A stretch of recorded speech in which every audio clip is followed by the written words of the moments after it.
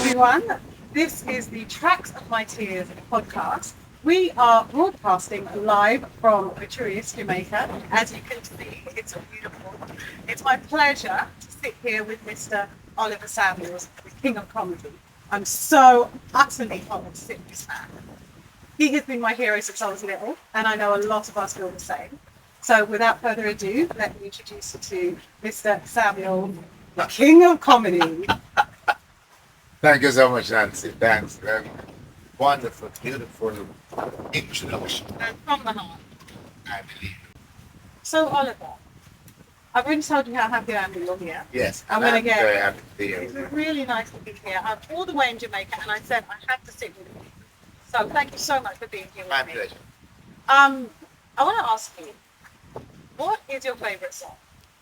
My favorite song is Jimmy Cliff's Many Rivers Across. How so? It exemplifies my life.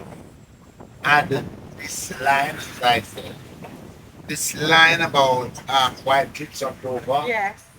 me never believed that there was a place named Dover now, a white cliff. And me up to go to England, and I asked about white cliff of Dover, and people tell me it. Yeah. And I said, I have to get there. So I borrow a friend car and drive myself to white cliffs of Dover.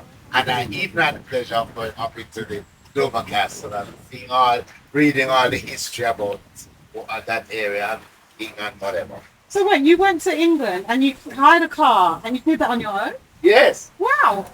You're very adventurous. I wanted to really make sure that when I hear the song again, I feel closer to it because Yes. I have been to that particular place. Yes, So that song has really been like a companion.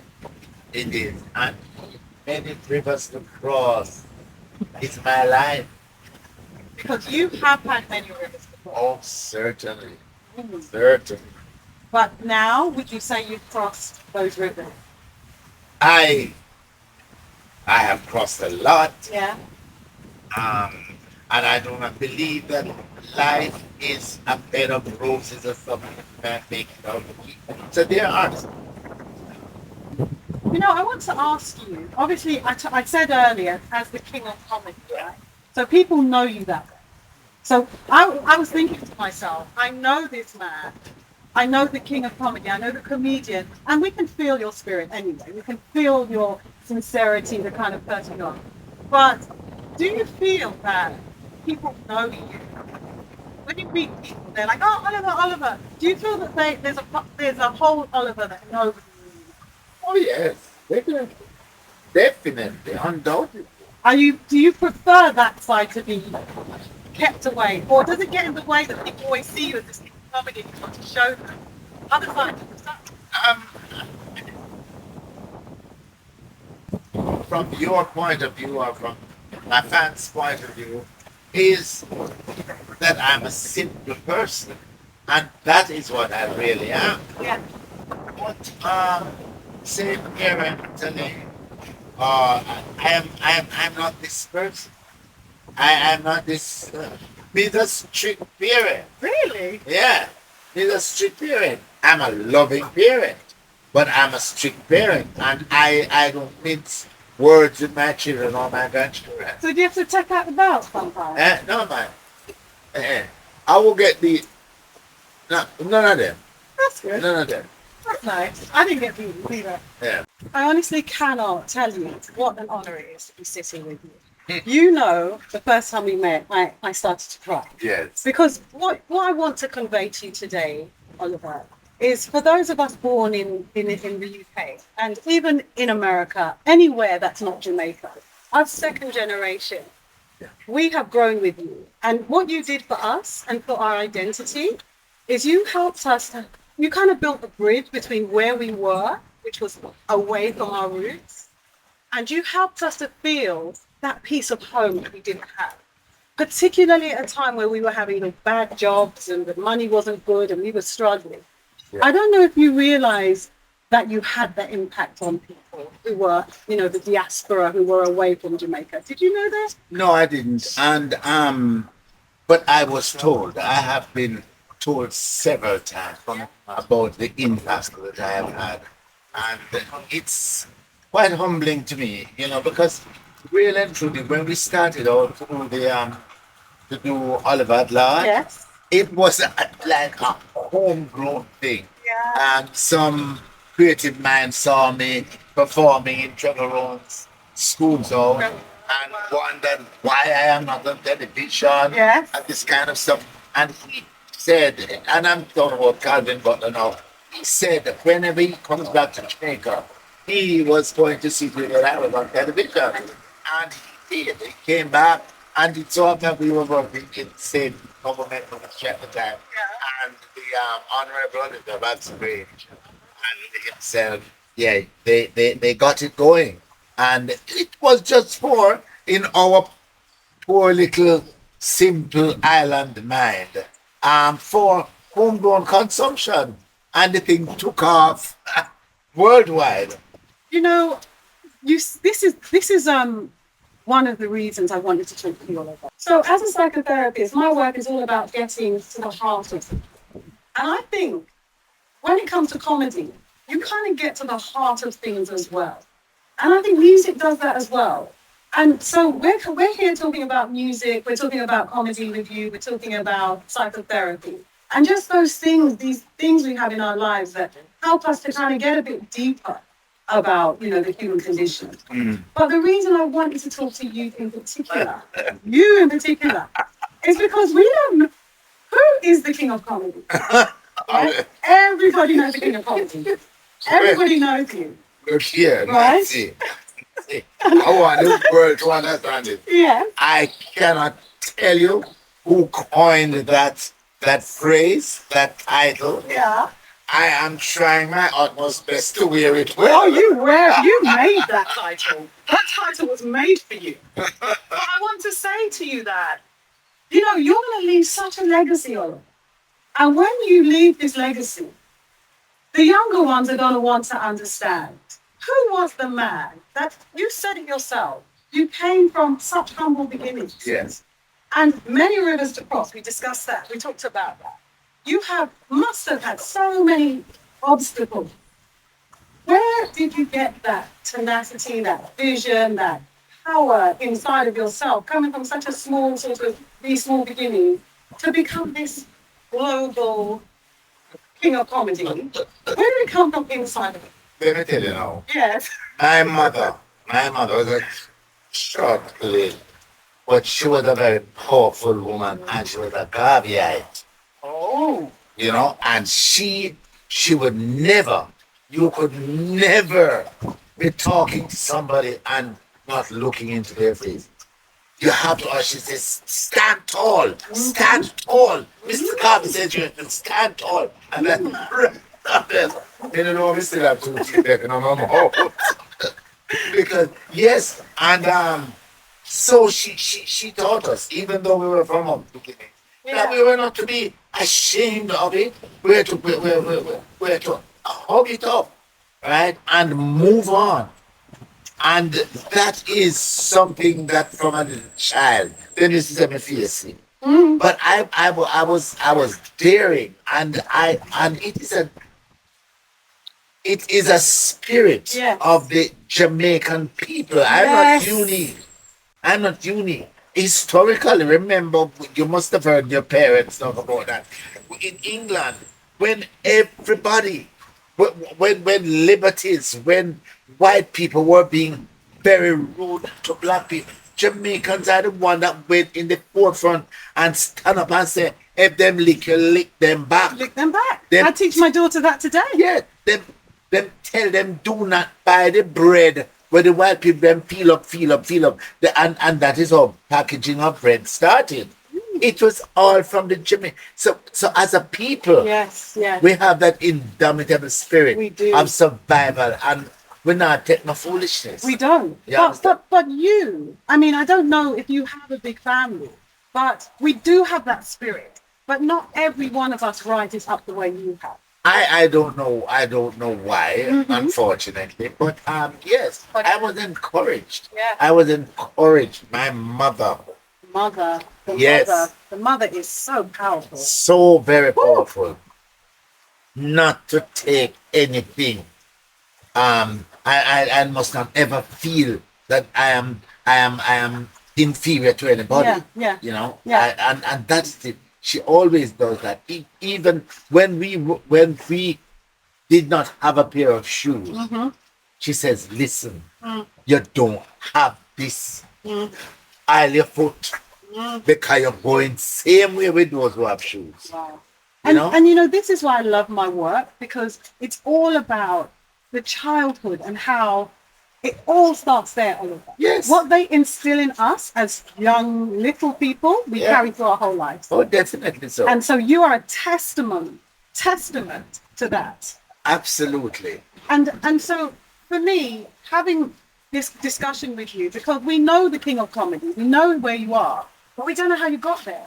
So Oh, now we're learning. it's a journey.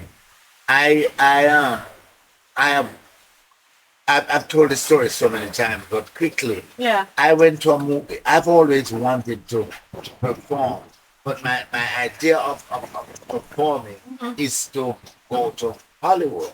I've heard of this place. Um, but I grew up in a community. It was on a banana plantation, and we had like on the weekends, the adults would have them entertain themselves, Yeah. and the picnic them now would be outside because picnic and adults now Yeah, mix. not at all. Right. So we would have our little ring games and all that kind of stuff. And I just grew into that and I just wanted to perform. And when I went to at my primary school, Yeah. nothing the school needed that I wouldn't get any concert and get the money to get it for the school. Really? Yeah, nothing at all. If we want seed for the little farm we have, may have a penny concert. And then there were times when them have like this thing called cantata and I would perform, I would organize the perform. And I don't know what I'm doing, I didn't realize that this isn't my calling or whatever. If the piano needs to be repaired, they call a concert. If we need Wow. polish and thing, just clean our desk because at the time we have to clean our desk with an ink throw upon it and it's dirty Yeah. and we have to go and create the concert and we buy with polish and we have the green bush and we rub it and Well, it that's was so always interesting because you are this man who wants to create the sort of open the doors for people who can't do it for themselves. Are you still like that? same way. Same way. I am just like that. I have so many children, but I'm not my children. I have so many because I don't know if it's the need. I see the need because I know what separation. Yeah. I know what hunger, real hunger is. I don't know you. If I use your way and I have my last step, you get I don't know.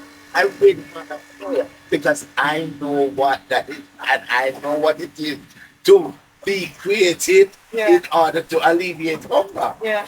So you know how to use your talent to create, to alleviate problems in the wider society that you live in. Oh yes, And I that's what mean you do with it. this is what our boys so because I'm a source of laughter Yes, you are. for so many people Mm. and it's a gift I'm grateful for Mm. because if if you sit down and say and think about Lord where you're coming from, it's not pleasant. Yeah. It's not pleasant. But look, it is this sign post that says Mm. you cannot go back.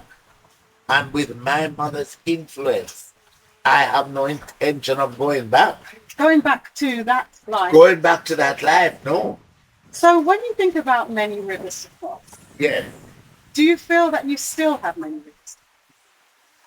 I believe that I have crossed all. I believe so.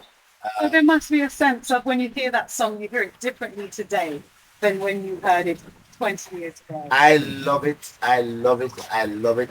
It has this to me. Yeah. And I don't know if I'm starting red, but this haunting song. I agree. But it's a struggle. the Mhm. struggle and all of the challenges that come to Yeah, me, yeah, and yeah. think, and I have overcome them. And I was telling you that when I had the line about White Cliffs of Dover, Mhm. I I just thought it was the man being creative, Yes. and there was no White Cliffs of Dover. And when I got Exactly. to England, I just talked about it and said, Jimmy Cliff talk about this White Cliff and Dover. There's a place named White Cliff and Dover. And they said, there is a Dover and the cliffs are white. And I went there. Wow. I drove myself to Don't you Dover. think it's almost like all those years of hearing that song and feeling those sort of feeling that suffering and overcoming and suffering and overcoming? Because that's really the process of life, isn't it? Yes. You know, it's like these peaks and troughs. And then you go to the White Cliffs of Dover, almost like you're saying, I kind of did it. We always have more to go, don't we? But you kind of have got to a place in your life where the majority of those rivers you crossed. Yes. Yeah. I am not sure if I am through with all of my rivers. Yeah. But if there are other rivers to cross, those are very calm, shallow waters. So I love to say to my clients that relationships teach us so much about ourselves, don't they? They teach us who we are, who we're not, who we think we want to be, but they give us the opportunity to grow and change. So there's this song by Alanis Morissette, this American singer, and it's called You Learn. And she says the title is that you live, you learn, you cry, you learn, you burn, you learn, whatever. So I wonder what are two things that you have learned in the last few years about love that you never knew before? I'm not even sure about this word love Tell me. because if biblically speaking, love no hurt, love is kind, love is this. And how can I be in love and hurt somebody? And some people, I have been distraught once in my life, and I am not even sure if it was love, because again, people say if you love somebody, let them go. If they belong to you, they will come back to you. Mm-hmm. I know she don't reach back yet. You understand? So it's this word love, or probably we use it too freely. So maybe, There are people who yeah, married when they were in their teens, yeah, and they live until they were 100 yes, together, that's right. right? Yeah, Is that love? Is I don't that know. love? I don't I know. don't know because People. I want to say that people who are married for a long time are usually some of the most unhappy people you can find. I'm sorry Yeah, to they say go it, up but there. they don't even sleep in the same room for the last 30 All years. right. So, So it's love for me. It's a very I don't it's an emotion, I suppose, or a feeling, and but this wholesomeness of love that some people project or want people to believe in. yeah, It's not for me. it's So not a I am not reality. really very good at this thing of talking about love. But I think you are brilliant. I think actually what you said is really brilliant. I think you're saying something about love and how it's the way it's portrayed is not a reality. And Yeah, in reality, we connect to people, we do. we attach to them, Yeah, but we hurt each other. sure. And it's not always as simple as we like to think in the movie. No, it's not. That's an illusion. I think so. It is a. I'd love to say more about that, but I'm going to keep We cheating. can't talk more about that. So Secret Lovers was a breakthrough hit. Everybody around the world knows it. And there's a reason we all loved it, really. Oh yes, Because we because relate. ah, Right. So what can we learn about love from infidelity? but and look Oh no, again. we're not coming off Look of here, love. and, Oh, no. and then look here. We are adventurous people. And I can say to you, I love you, I love you, I will buy you pearl, I'll buy you diamond and all that. And I have three other women outside it. Yeah, that's. And I still telling them that I love them too. But do you think you probably do feel a lot for each one of them when one Huh? says things like that? You're just playing. Oh, Feel what? oh dear. Feel what? You might feel for one, Yeah. but at the ego in I suppose, is that you are to be in control. And if it's three women that you have, Yeah. you can tell all three of them that you love them, Yeah. which it might not be true. Yes. Or you Putting might it not be nicely. feeling. In Yeah. fact, you might not be feeling. But the Yeah. fact that woman said, listen, I don't like how I'm being treated in this kind of relationship. Yeah. So I want to go. The man is hurt, and some of them would want to hurt that person because of that rejection. But that's not because he loves them. It's because he felt No, rejected. just of course. So then maybe we can learn from infidelity that that love is it involves betrayal. Love is fleeting, I Fleeting. suppose. And you need at least three for it to be something credible. All right. So moving on. There was this beautiful song, and I know you know it. It's called Thinking Out Loud by Ed Sheeran, that young British boy. Yes, yes, yes. And he's talking about when I'm 70, I'm still gonna love you. When I can't walk anymore, I'll play the guitar. And it's this idea that he's always going to love this woman. And he's a young man. So is it possible to keep loving someone or to stay connected, let's say? Because I know you don't I like love that. it. I love Forever. being connected. Can Yes, yes, yes. romantically. Romantically until you can't go anymore, but you still stay together. It can happen. So you still stay connected. Yeah. So Aaron Neville, one of my favourite songs in Yeah. the whole world, Tell It Like It Is. Do you know that song? Not sure. I think we're going to play these songs in between. when we edit. That's the one with. If you want something to play with, go find yourself a toy. Okay, yeah. Wow. So that song kind of describes what I feel like about relationships. Tell the truth. Be honest. No matter what, good or bad. Is there a song that describes how you feel about relationships? Family, romantic, whatever. Is there a sort of a value that you have? Like honesty for me is a big one, friend in all of my relationships. Is there a song that I can't think of a song now because, as I say to you, I'm not one of those people, fanatical about music or even a special thing. Yeah. If I think about it, if we have time to think then. But at the moment, no. One song that has impacted us, I told you about Jimmy Cliff's Many Rivers to Cross. Yeah. Another song that has a great impact in my life was Aretha Franklin's version of Bridge Over Troubled Water. And it's incredible how that song affected because as young men and coming into Kingston, we met. I met with some other young people, and I happened to move into this house, Yeah. this big house, and there was quite a number of young men in this big house, and one girl, one young lady, and she would cook.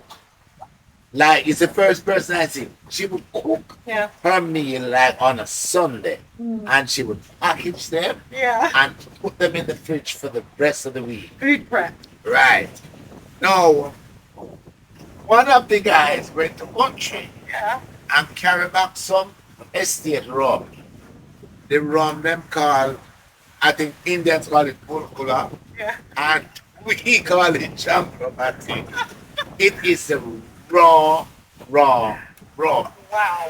And yeah, it also, when you throw water on it, it turns white. It's not Like too bad. paraffin. Yeah. And it is not. And he brought back some ganja. Yes. My dear, me no smoke ganja. And maybe have a rum, but not that kind of rum. But we went to the movie and came back. I'm hungry. I'm going to the fridge. I'm going to eat all this man food. So she came in that night, and when she discovered that we done it, she caused some bother. Then we started to laugh, with that. Going on. So the guy who brought the rum and got drink and smoke at it. And company and no matter how they say, take the parrot. Me no up in the rum and up in the ganja. And yeah, all of it jump. All of it jump, whether the ganja or the rum, we jump. And it so happened that in that stupor, Mm. me here, I don't know from where, I read the sound and started bring over to one. And I said to my I started cursing myself. And I am there in my I don't know if I was so or what, but I am chiding myself about the thing because of the sound. I heard everyone under the bridge.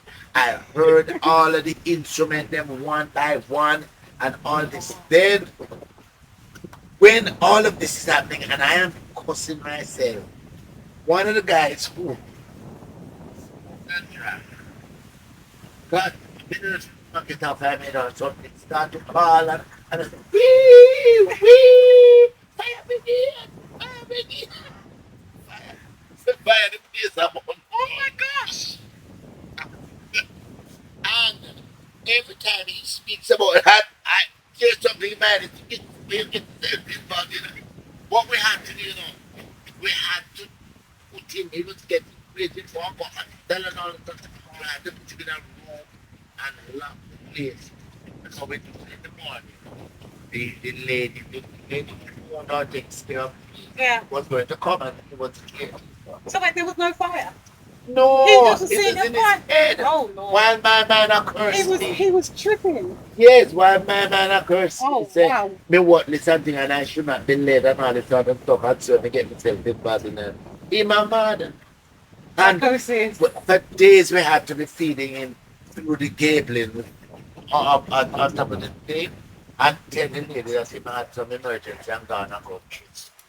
And that song, because of how I heard Aretha Franklin's voice and how I heard the other voice scolding me about the influence and negative influence.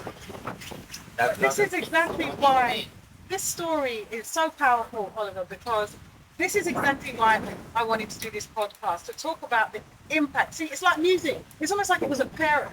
That song came to you and said, what do you do? Always ask yourself. And a similar thing happened to me when I was younger. I was in Italy and I was getting involved with the wrong crowd for sure. And that song by Diana Ross, Do You Know Where You're Going To? It came on and I was drinking and all kind of things.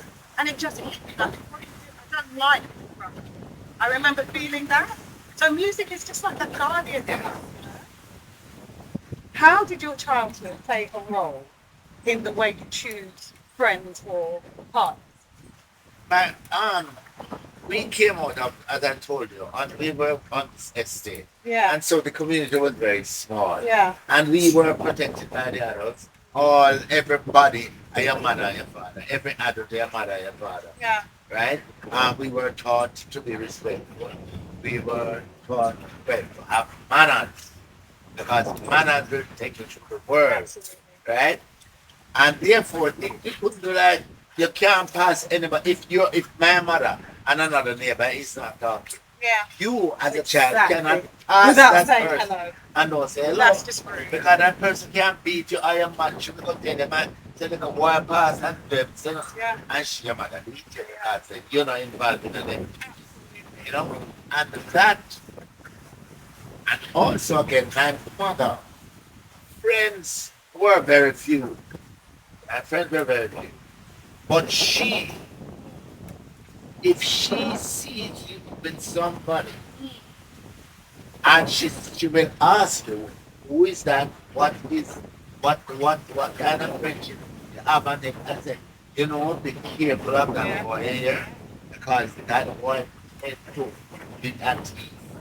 So be careful. You're warned. Yeah. And she not saying, don't keep coming in. Say, the choice for you.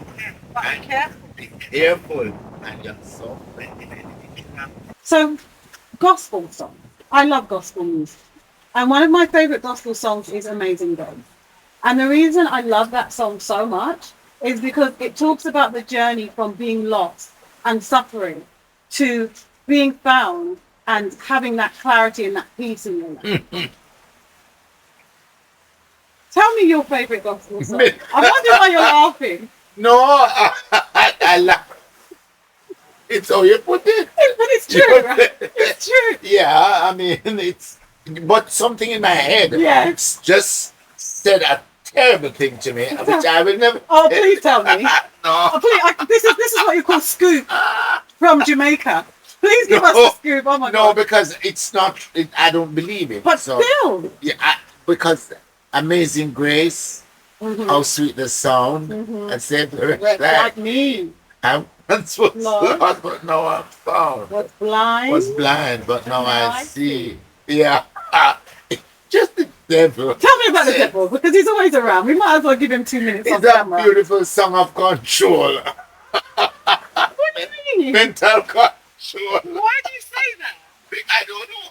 Because it's in my head. You mean like religion? Yeah, religiously. Control You know, you. yeah, control. That's interesting. No. I'm going to have to sit down and talk to you about religion and control and No, politics. I don't have a problem. I'm not atheistic, you know. No. It just, to me, I love songs. I love How Great Thou Art. Yes, I love that one. Oh, How Great Thou Art is a beautiful song, but probably it's not even the lyrics.